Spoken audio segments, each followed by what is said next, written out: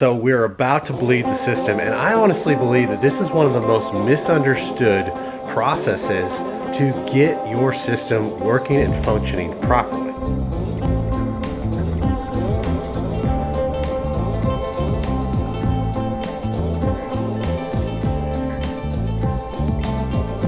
I'm going to show you step by step what to do, but the cool part is the steps are actually in place here in the instructions provided with the Hydroboost unit.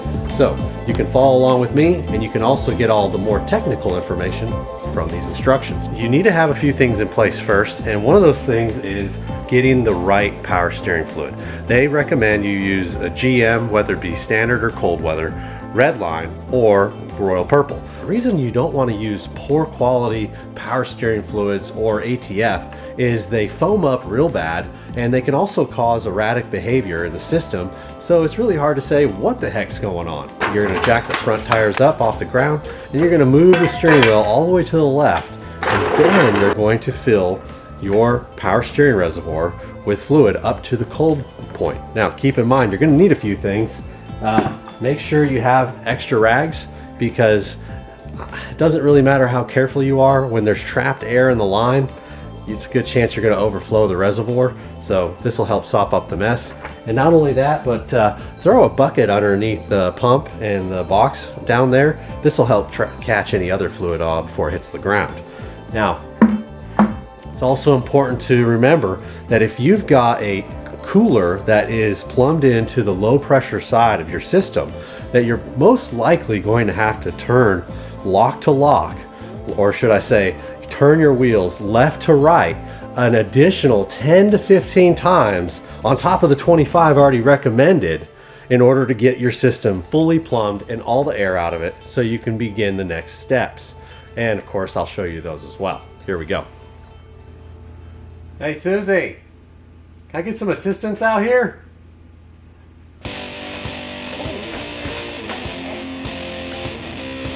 All right, go full passenger.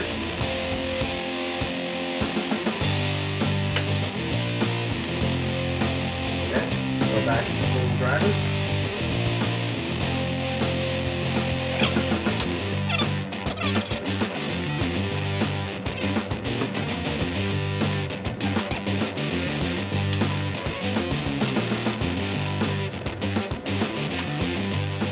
If you don't know the condition of the fluid that was in there before you got started, it's really good to purge the whole system. Now the big thing here really are two things. You don't want the system to overflow, but sometimes you can't avoid that. But more importantly, you don't want it to run dry. So I'm going to be standing here with a flashlight and the fluid in my hand as your helper is turning the wheel left to right.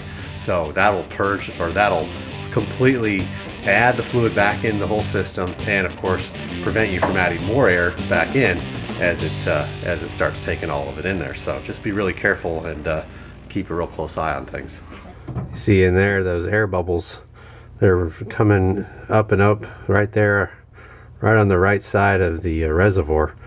You're going to see that for quite a few turns, especially if you've got a inline cooler. It could be up to 40 turns before those air bubbles finally start to dissipate. So, and then as every time an air bubble pops out, more fluid is going into the system. So of course you're going to have to keep an eye on that and add fluid as you go, so you don't introduce more air back in. As you're doing this, also make sure that there's no leaks in the system. Obviously there's no high pressure right now since the pump's not running, but obviously you just want to keep checking all of the fittings, especially that are downstream from the pump, because as gravity, of course, feeds those lines with more power steering fluid, if there was a loose fitting or just a bad connection, it will start presenting that to you, so you can catch it before it becomes a major problem under high pressure. So as you're bleeding and putting more fluid in, grab your flashlight and check all those fittings that you tightened down. It's also worth making mention that the fitting on the back side of your power steering pump, or the Saginaw pump, is typically really needs to be tightened down more so than probably normal. Now what I do is I tighten it down the normal amount, and then if it actually starts leaking, then I'll just keep tightening it until it stops leaking. Like I said, it's a real tight fitting, and I've just noticed in the past that sometimes it just needs a little more than other fittings need, so keep an eye on that as well. Okay, so I've got all the air bled out of the reservoir, and I mean, it took easily 40 turns, so you know, it's time consuming, but eventually all the air comes out. Now the next thing I'm going to do before I lower the wheels back on the ground, I'm going to have a helper actually turn the vehicle on. I'm going to watch very closely the fluid level inside the reservoir and add any if it needs it as it's turning. Also keep in mind, wear some safety glasses, because once you've got the fluid level topped off, you're going to put the cap on, and then you're going to go around and you're going to look at all of your connections again and make sure that they aren't leaking. Now remember, do not hit the brake pedal yet. You know, we're still getting this system primed, so keep that in mind as you're working through the steps. You're typically going to let this run for a couple minutes, but I did notice I've got a leak at the connector at the gearbox, so I'm going to tighten that down and then fire it back up, let it run for a couple minutes with the reservoir cap back on. Then we'll go from there. Okay, things are going really great, and we're really getting this thing dialed in. It's almost time to actually start testing the brakes. But I did want to bring a few things to your attention. There is the main instruction sheet that this Hydroboost comes with, but there's also a supplement for how to bleed the air out of your power steering system. Now, for the most part, they work together pretty good, but you want to keep track of both at the same time, because there's a few other details included in the main instructions that aren't in the supplement, so just keep that in mind. So of course, I've already got to the point where I've got all of the air bled out. I've fired the truck up and made sure that there was enough power steering fluid in the system. I checked for leaks. You'll notice that the main instructions actually tell you to be a little more cautious than the way I did it. They actually want you to disable the ignition system and then crank the motor over a few times, because then you can actually slowly watch the fluid before it gets too low and then reintroduces air back in. Now, I took a lot of time bleeding all this air out, so I was in a good spot where that didn't happen to me, even though I fired it up before doing that. So just if you want to be more careful, just read the main instructions, follow those. I've got the system bled. I've got the connections all tight. They're not making any contact with any other connections or the body or the frame. It's time to start dialing in the brakes. So at this point, with the motor off, I'm going to press the brakes a few times, and that's going to help start cycling the fluid in through the Hydroboost unit and the accumulator, and just making sure that I have enough fluid in the system. So it might introduce a little air back into the pump, into the reservoir, and it also might start taking some of the fluid from the reservoir, so you might have to top it off again. But that's where we're at. We're going to go nice and slow, and then we're going to start going out there and seeing how these brakes perform. Okay, so I just pumped the brake pedal a few times and then popped the cap off the reservoir to see what was going on. My fluid level's quite a bit higher. It raised like a good inch, and also it's a lot foamier too. It's like a lot of bubbles inside there. So right now, what I'm going to do is I'm going to wait. I'm going to give it 15 or 20 minutes to let those bubbles all dissipate. Then I'm going to go and pump that pedal a few more times, again with the motor not on.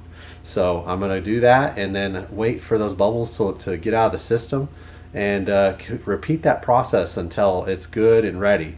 And then I'm going to fire it up and pump the pedal a few more times from there.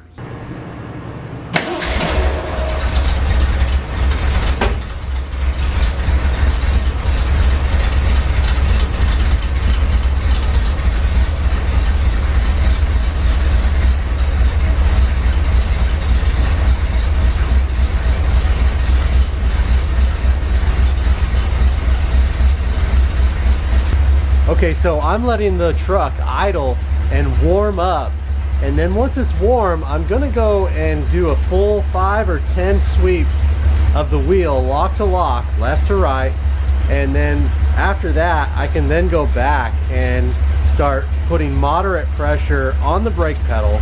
Okay, so following the instructions, I let the vehicle idle and warm up, and then I turn the steering wheel lock to lock 5 or 10 times. As I was doing that, I was checking for leaks, checking for fluid level.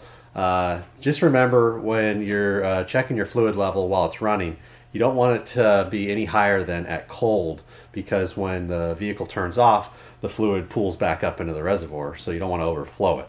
Also, then after I did that, and again, this has gone very smoothly. You know, I haven't had to deal with any troubleshooting issues, because again, I'm following the directions as stated. Most times, 99% of the time, when you follow the directions, it typically goes as it should, as long as all the components you're working with are in good working condition. So after I turned it lock to lock 5 or 10 times, then I went, while it's running, applied moderate pressure to the brake pedal. And as I did that a couple times, I would go up and then I would check the fluid level again, check for leaks. Now it's time to give it a real test. So I'm going to fire the vehicle back up, this time with a helper, and we're going to apply heavy pressure to the brake pedal as I watch for leaks and anything like that. So if that test is a success, it's time to go out on the road and test the brakes. Now remember, when you test the brakes, you're going to just go easy at first. You know, take your time, kind of get used to them, get a feel for them, do a couple of like 20 mile an hour, 30 mile an hour brake checks, and then slowly build up to 45 and 50. And that should be it. As long as you just keep an eye on things, make sure you go back through all the fittings, all of the connection points, make sure they're all tight. And it's never bad to go and check those things again after your first good road trip. All right, let's go ahead and fire it up. All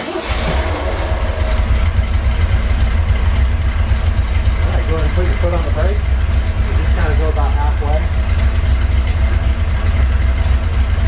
How's the brake pedal feel? Go ahead and push a little harder.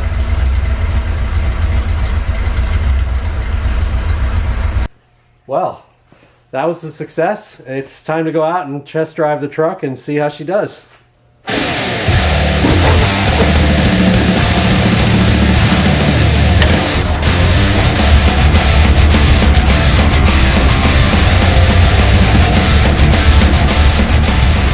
I'm in Tom Neal's 1973 Ford Bronco, and we have taken this from a GM front disc brake swap with factory 9-inch drums in the rear to a Ford factory disc brake front end from James Duff, and also upgraded to the T-Bird calipers that they offer. And then from there went from boosted brakes to Hydroboost. So now we have got what I believe is one of the best stopping Broncos that money can buy. So we're going to show you guys just how good this thing can do.